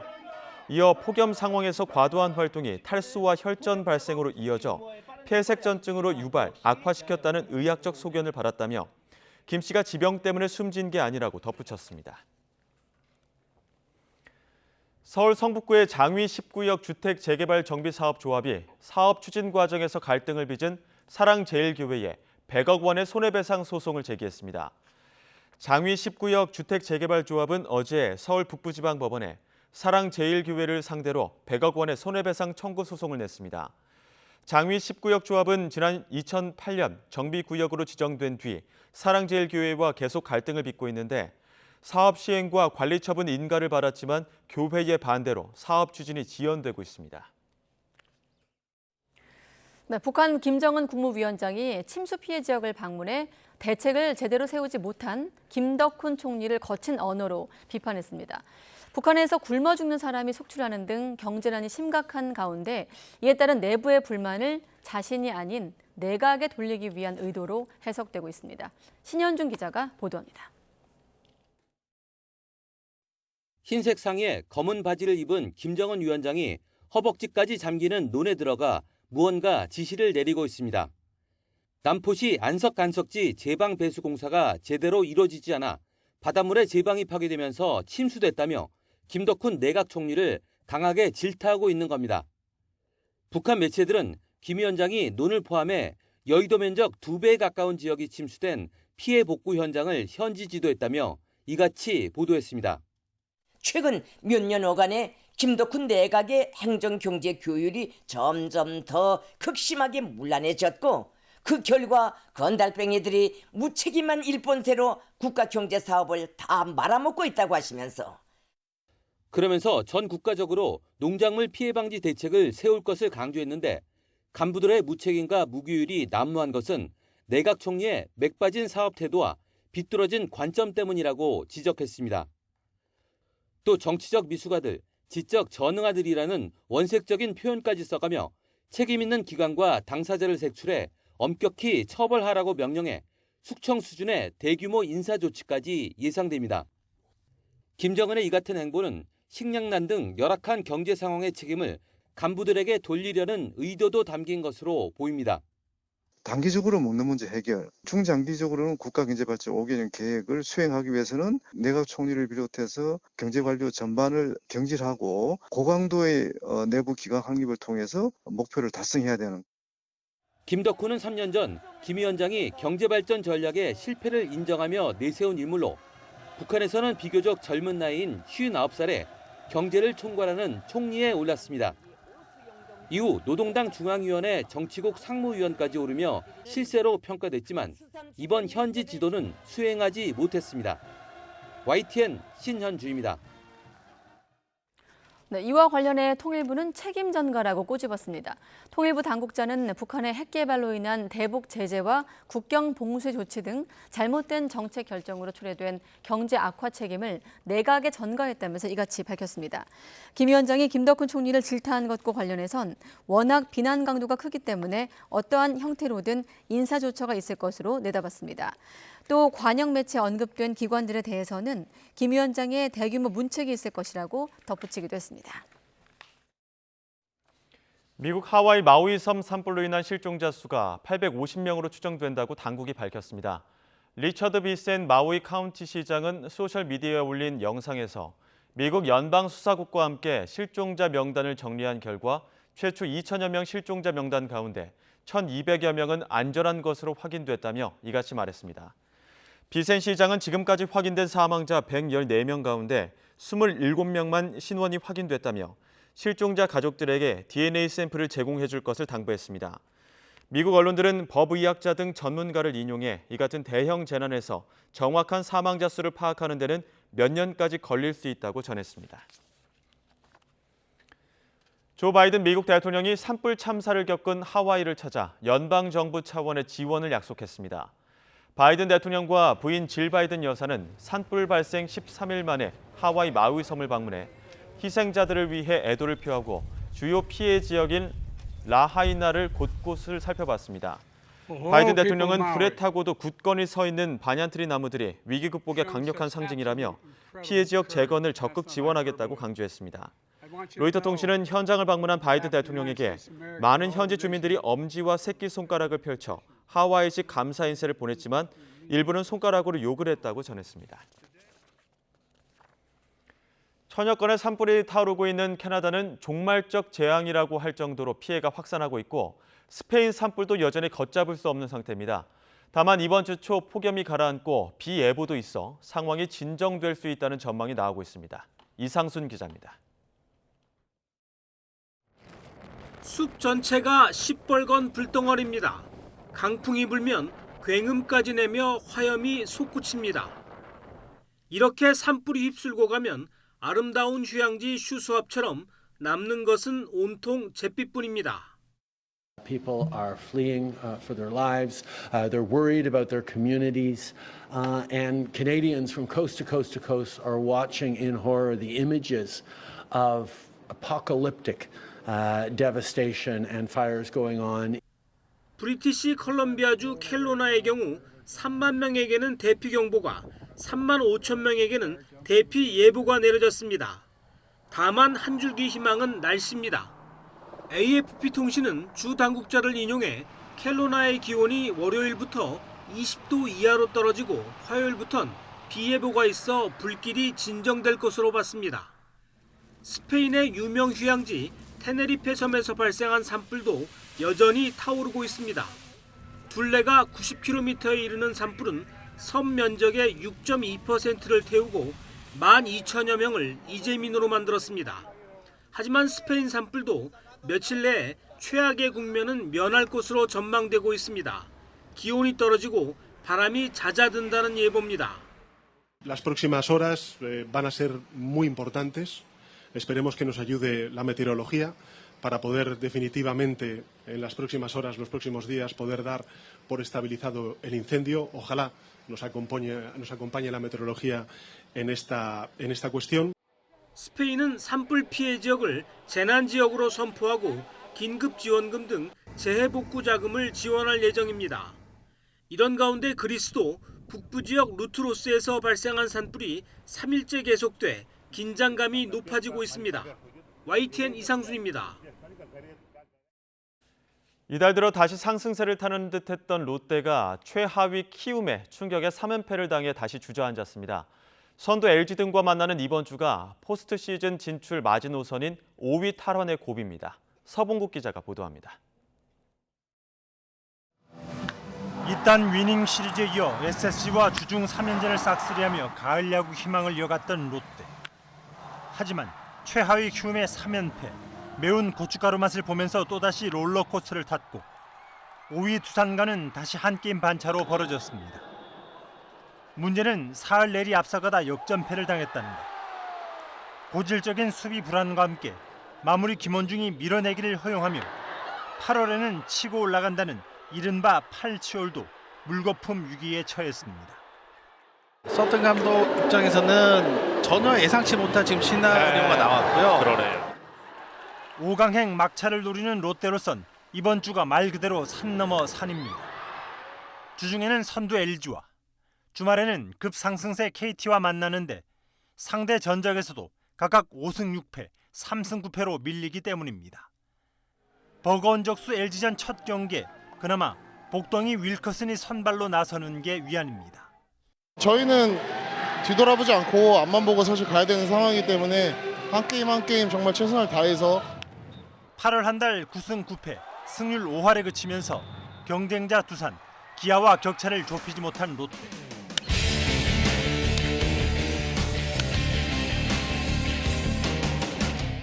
이번 주 6경기, 그리고 이달 8게임 결과에 따라 5위 자리를 꿰찰 수도 하위권으로 밀려날 수도 있는 상황인 만큼 매 게임이 총력전입니다. YTN 서봉국입니다. 프로축구 FC 서울이 지난 주말 경기 이후 돌연 사의를 밝힌 안익수 감독의 뜻을 받아들이고 김진규 수석 코치를 감독 대행으로 선임했습니다. 국가대표 수비수 출신인 김진규 감독 대행은 2018년부터 서울의 18세 이하 팀인 오산고 코치를 맡다가 2020년부터 서울에서 일하고 있습니다. 2021년 9월부터 서울을 이끌던 안 감독은 지난 19일 대구 FC와의 리그 홈 경기를 마친 뒤 공식 기자회견 도중 사퇴 의사를 밝혔습니다. 오늘 2차 장마가 시작되며 서쪽에는 국지적인 비가 강약을 반복하며 내리고 있습니다. 지금 서울에는 호우주의보가 발효 중인 가운데 시간당 20mm 이상의 장대비가 쏟아지고 있는데요. 퇴근길까지 강한 비가 집중되며 교통 혼잡이 우려되는 만큼 각별한 주의가 필요합니다. 특히 밤사이 본격적으로 서해상에서 강한 비구름이 유입되겠고 내일까지 서쪽 지방에 시간당 30에서 60mm의 호우가 내리겠습니다. 따라서 수도권과 충남 서해안 내일 새벽에, 호남 서해안과 제주도는 내일 오전에, 남해안과 지리산 부근은 내일 오후 무렵에 호우특보가 확대 발효되겠습니다. 또 내일까지 수도권과 충남 서해안, 제주 산간 많은 곳에는 150mm 이상, 영서와 호남 해안, 지리산 부근에는 120mm가 넘는 큰 비가 예상됩니다. 돌풍과 벼락을 동반하며 유란하게 내리는 만큼 시설물 관리와 안전사고에 주의해 주시기 바랍니다. 내일 아침 기온은 서울과 대구 25도로 곳곳에서 열대야가 이어지겠습니다. 낮에는 서울 기온 27도, 광주는 29도 등 비가 강하게 내리는 서쪽 지방에서는 더위가 다소 누그러질 전망입니다. 목요일부터는 전국적으로 강한 비가 내리겠고요. 이번 비는 금요일까지 이어질 전망입니다. 날씨였습니다. 가장 빠른 종합뉴스 뉴스큐 마치겠습니다. 이어서 이브닝 뉴스가 방송됩니다. 시청해주신 여러분 고맙습니다.